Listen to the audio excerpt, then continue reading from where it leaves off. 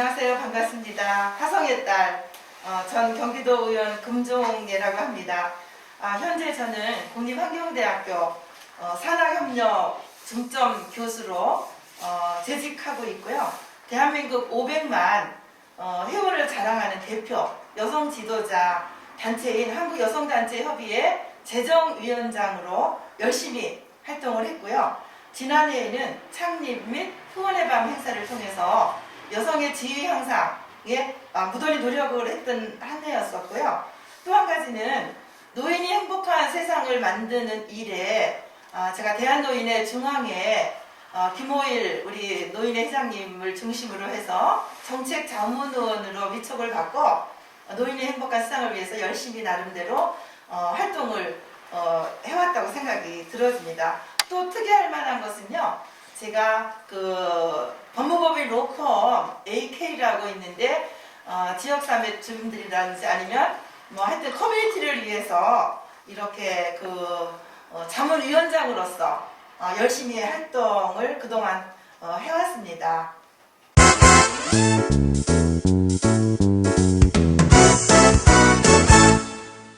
네.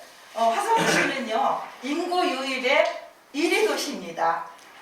매우 중요한 의미를 가지고 있죠. 왜냐하면 인구가 곧 그 도시의 경쟁력이고 인구가 곧 그 나라의 경쟁력이기 때문인 것이죠.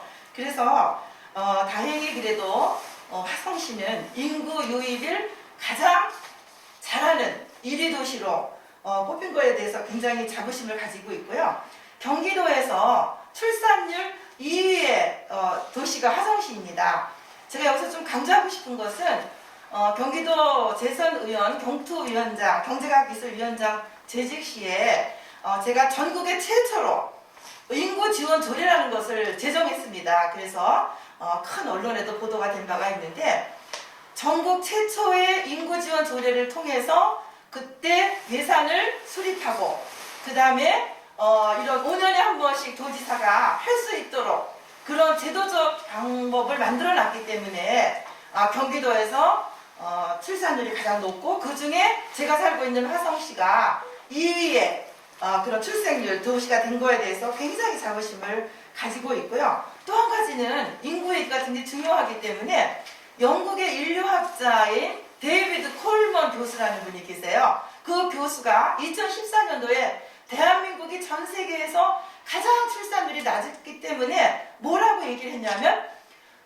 소멸 국가, 그러니까 국가가 사라지는 최초의 나라가 대한민국이다. 이런 이야기를 2014년도에 데이비드 콜먼 교수가 했어요. 근데 지금 사실 우리나라에도 얼마 전에 보도를 들으니까 없어지는 군이 굉장히 많이 생겼더라고요. 군 자체가 없어지는 거예요.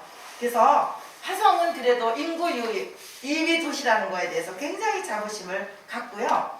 또 한 가지는 제가 통계청 자료를 봤는데요. 2022년도 올해 2월 6일이니까 엊그저께 일이에요. 엊그저께 통계청 자료를 보니까 우리 화성이 93만 4,496명이라는 놀라운 인구가 유입이 됐어요. 그러면 곧 100만 도시가 된다는 이야기가 되겠죠. 얼마 전에 수원시, 고양시, 또 어디죠? 용인시가 특례시로 이렇게 제정이 됐는데 우리는 아마 이번 민선 8기를 통해서 바로 100만 도시가 되지 않을까 이런 생각을 가지고 있습니다.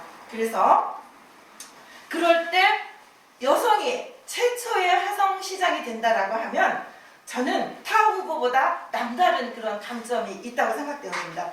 첫 번째는 화성애라고 생각합니다. 화성을 사랑하는 마음.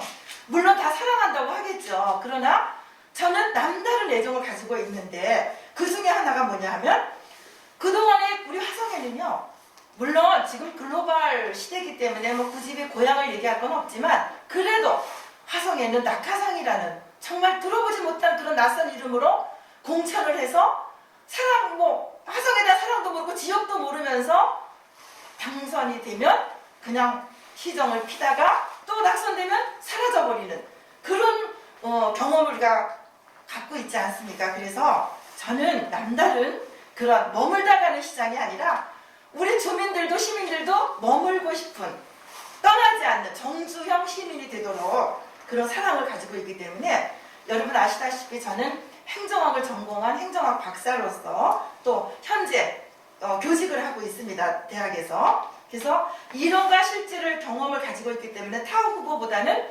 경쟁력이 있지 않나 이런 생각을 가지고 있고요. 진짜 화성이 키운 찐 화성딸이기 때문에 100만 도시를 위해서 멋진 디자인을 제가 할 수 있다 이런 생각을 가지고 저에게 맡겨지면 적임자가 아닐까 그런 생각을 가져봅니다.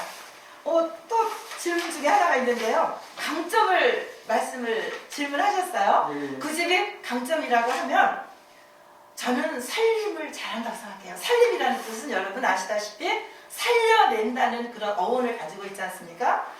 그런데 화성시장의 자리는 살림을 하는 자리지 정치를 하는 자리는 절대 아닙니다. 그래서 화성시민이 낸 세금을 알뜰살뜰 살림할 수 있는 생활 정치를 누가 잘할 수 있느냐 굳이 질문을 하셨기 때문에 그거는 여성으로서의 강점이 있다. 여성이기 때문에 정치는 못할 거야. 살림만 잘할 거야. 이런 편견이 없어졌으면 좋겠고요.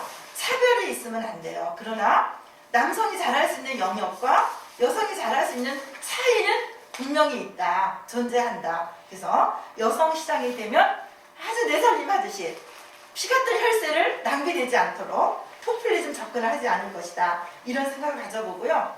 또 약점을 물어보셨는데요. 약점이라고 하면 저는 문화적 충돌이 있었다고 생각합니다. 왜냐하면 남성 전유물로 여겨졌던 정치의 영역에 있었던 일들이 여성의 정치로 조금씩 돌아가면서 그런 문화적 충돌이 있었는데 그 충돌을 이제는 구집이 많은 문화가 바뀌었기 때문에 약점이라고 드릴 말씀은 없고요. 그렇다면 저는 여성이기 때문에 약점이 있다 이렇게 생각하지 않습니다.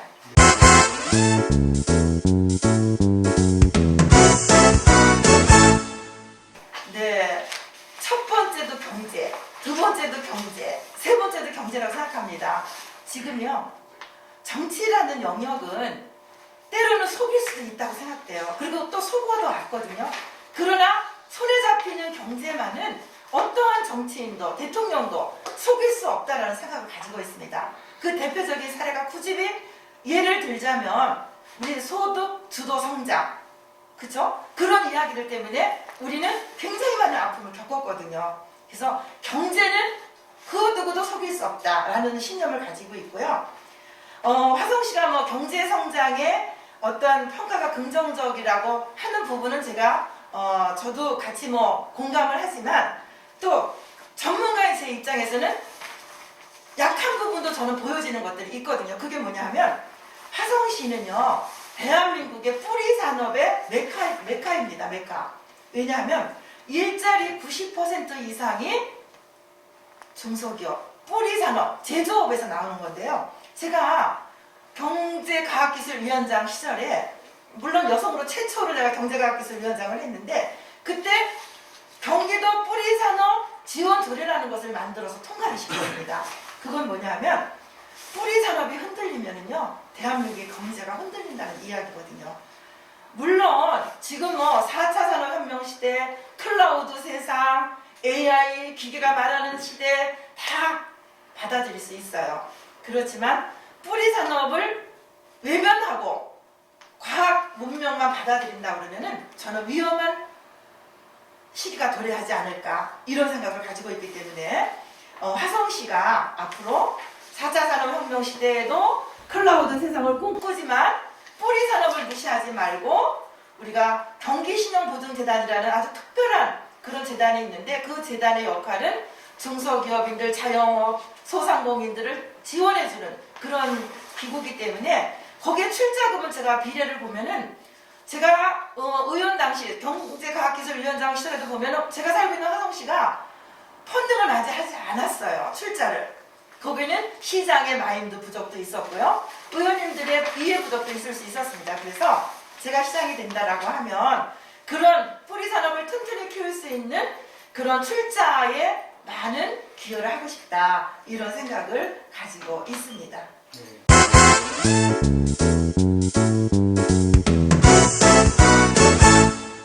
코로나19 우리가 이제 3년이 되어 가는데요. 굉장히 낯선 이름이에요. 그러나 지금은 굉장히 귀에 익숙한 단어가 되었어요. 전 세계가 팬데믹을 선포하는 것은 그렇게 흔한 일은 아니었었죠. 그런데 이번에 코로나19는 팬데믹 상태로 지금 돌입을 했고요. 화성시만의 문제는 아니라고 생각이 들었습니다. 그래서 정말 이제는 어쩔 수 없이 받아들여야 되고, 우리가 3차 접종도 했지만 위드 코로나 시대를 우리 화성 시민들이 받아들여야 될 시기가 됐다. 그래서 함께 가야 되는, 우리가 거부할 수 없는, 그래서 아마 정부도 제가 알기로는 이번 주가 지나면은 오미코로나 확산 때문에 아마도 감기처럼 살아야 된다, 이런 발표를 제가 들어본 적이 있습니다. 그래서 화성, 제가 끝부분에 설명을 드릴 건데요. 화성 시민들을 위한 경제회복 대책은 아무튼 빨리 이 코로나가 우리가 이렇게 격리시키지 말고, 자영업 하시는 분들이 그냥 우리가 그 감기할 때 독감 주사 맞고 이렇게 하듯이 자연스럽게 경제 회복될 수 있도록 자영업 하시는 분들, 중소기업인들, 또 소상공인들, 이런 분들한테 좀 문이 활짝 열려질 수 있도록, 이거는 화성시가 해야 될 문제만은 아니고요. 정부 차원에서 해야 되지 않을까, 이런 생각을 가지고 있습니다.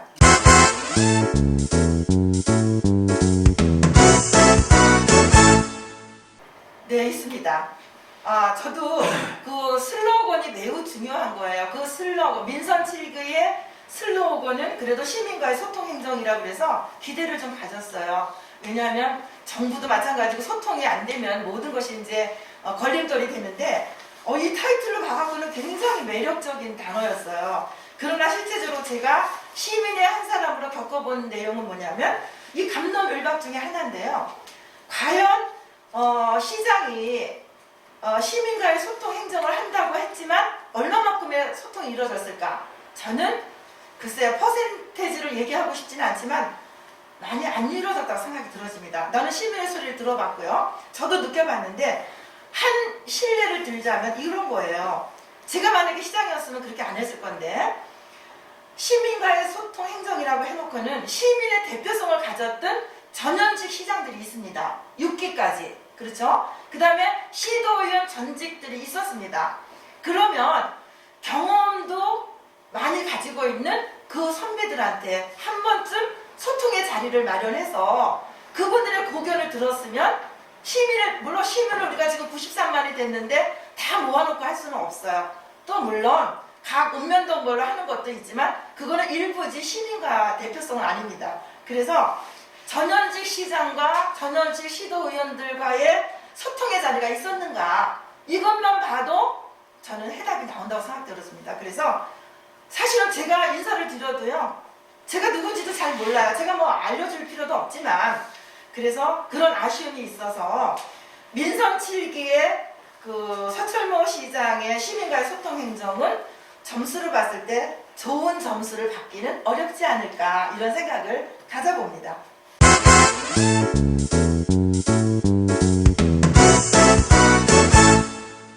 네, 대안이 있습니다. 어떤 대안이냐면요, 매우 중요한 질문을 해주셔서 감사하고요. 대안은 이겁니다. 행정 중심에 누가 있는가? 행정 중심에 누가 있는가가 저는 키워드라고 생각이 들어지고요. 그리고 행정 서비스의 수요자가 누군가를 안다고 하면 거기에 해답이 있습니다.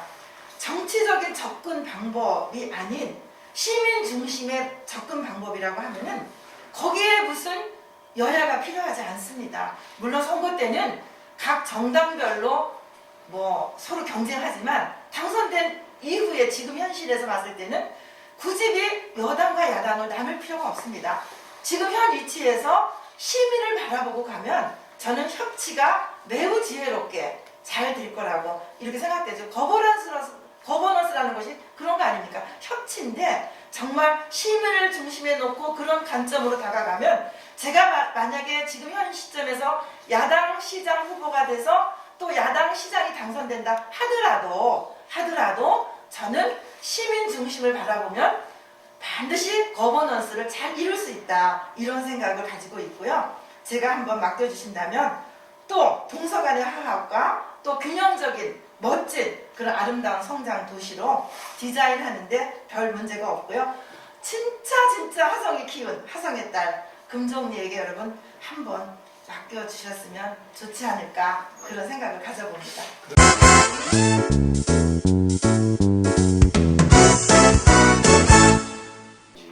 네, 저는 변함없습니다. 네, 제가 일단은 궁금한 문제라는 그 화두가 나온 키워드 자체가 그런 국가 정책이 아니었기 때문에 이거는 여러분 다 아시다시피 뭐 김진표 장관이 뭐 이런 자기 지역구에서 이렇게 첫 번째가 되게 중요합니다. 어디서 그 어원이 나왔는지.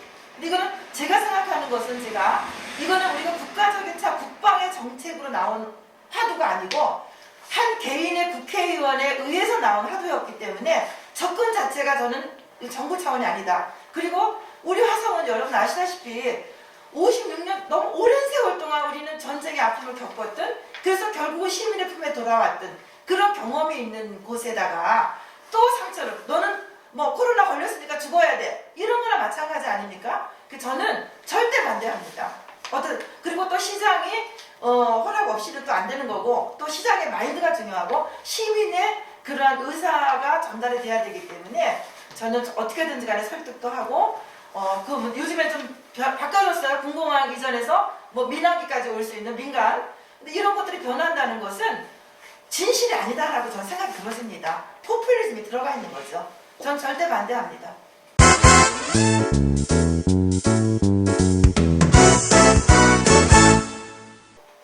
아주 정말 예리한 질문을 해주셨는데요. 저는 이제 여러 가지 네임을 가지고 있어요. 근데 보통 사람들이 여성 정치인 하면 아주 와일드하고 거칠고 왜냐하면 정치의 성격이 와일드하기 때문에. 근데 저는 시집을 6권이나 냈거든요. 그러다 보니까 늘 글 쓰는 시인의 마음으로 접근하기 때문에 도의원 할 때도 기자님들이 그렇게 썼어요. 시인의 눈으로 바라본 도의원 누구누구. 저는 한 번도 다툼이 없었어요. 시어라는 것은 나쁘고 거친 말을 쓸 수가 없거든요. 이제 그런 마음으로 하고요. 또 한 가지는 제가 워킹맘이잖아요. 워킹맘. 일하는 여성으로서 정말 일하는 여성도 사회에서 할 역할이 있다. 꿈을 가져라. 근데 사람들은 영토를 생각할 때 계속 그냥 뭐 땅의 넓이, 아파트의 크기, 사무실의 크기 이런 거를 보는데 저는 여성들한테 하고 싶은 말은 꿈을 키웠으면 좋겠다. 여성도 정치 얼마든지 할 수 있다. 그 영역이 정해진 것이 아니다. 왜냐하면 프랑스 같은 나라에는 우리 기자님 아시다시피 남녀 동수법을 만들었거든요. 그래서 남녀가 법으로 인정해서 아주 행복한 세상을 만드는데 여성도 도전해봐라. 저도 나는 천박한 땅에서 30대 최초에 내가 경기도의원 그거 재선 이렇게 하면서 남자 의원들이 그러더라고요.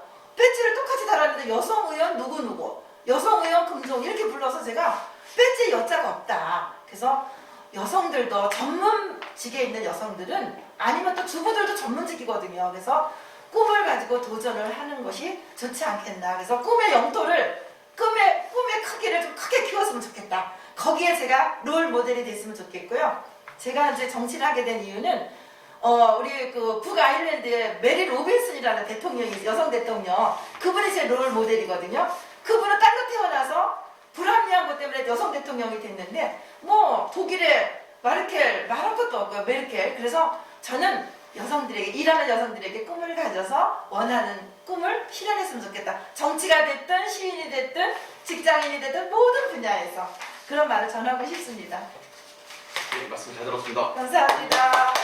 어려운 질문을 해주셨는데 또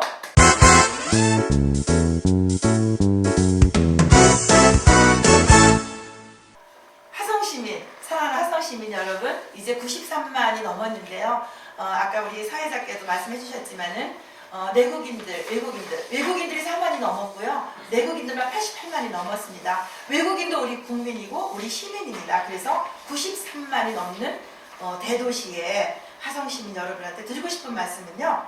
우리가 코로나19로 인해서 정말 전쟁, 사투의 시간을 보내왔어요. 저나 여러분이랑 함께. 한 번도 겪어보지 못한 위기 속에서 시민의 그런 안전과 행복만을 바라보고 끊임없는 고민과 구상 속에서 저도 달려왔거든요. 감사하게도 화성시는 시민 여러분의 적극적인 그런 개인적인 방역, 참여와 헌신 덕분에요. 비교적 안정적으로 위기를 극복하고 또 희망을 지금 점점점 만들어가고 있다고 생각합니다. 성숙한 시민의식을 보여준 화성시민, 지혜로운 화성시민 여러분들께 진심으로 마음을 담아서 감사를 전하고 싶습니다. 저는요, 행정 전문가입니다. 그래서 행정학 박사로서 또 교수로서 공정과 상식의 철학으로 기득권에 설립되지 않고요, 많은 시민들이 시정에 참여할 수 있도록, 모든 시민들이 소외되지 않도록 기회가 부여되는 그런 열린 행정, 열린 공정의 시대를 만들어 가기 위해서 노력할 것입니다. 앞으로 지속적으로 그 역할을 다 할 생각이고요. 청소년, 특히 여성들, 또 장애인들, 그리고 노인, 사회적 약자들과의 아름다운 동행을 통해서 지역사회가 따뜻하고 올바른 경쟁력을 키워가는 시민이 주인공이 되는 그러한 따뜻한 시정을 만들고 싶고요. 이제는 정말 달라져야 하고요. 반드시 변해야 합니다. 화성의 미래가 곧 시민의 미래이기 때문인 거죠. 제가 땀이사라는 이사장을 하고 있거든요. 땀이사 포럼의 이사장을 맡고 있는데요. 땀이사라는 건 이런 거예요. 따뜻한 미래를 여는 사람들의 모임. 여러분, 따뜻한 미래를 여러분과 함께 만들고 싶어서 제가 포럼을 만들었고요. 이사장직을 역임하고 있습니다. 공정과 상식 통합을 실현하고요. 청렴, 정말 깨끗한 청렴한 그런 것을 토대로 진정성 있게 시민을 중심으로 소통을 하도록 최선의 노력을 할 것입니다. 언제나 시민이 화성의 그런 주인인 것을 기쁘게 생각하는 정직하고 또 담대한, 정말 용기가 필요한 그런 변화를 화성 시민 여러분들과 함께 만들어 가고 싶은데 저와 함께 아름다운 동행을 해주셨으면 고맙겠습니다. 감사합니다. 그리고 화사연, 특별히 제가 처음 제 이야기를 나누었는데요. 귀한 자리 마련해 주셔서 감사하고, 박봉석 우리 기자님을 비롯해서 여기 계신 기자님 감사를 드립니다. 그리고 무척 여러분 사랑합니다. 감사합니다.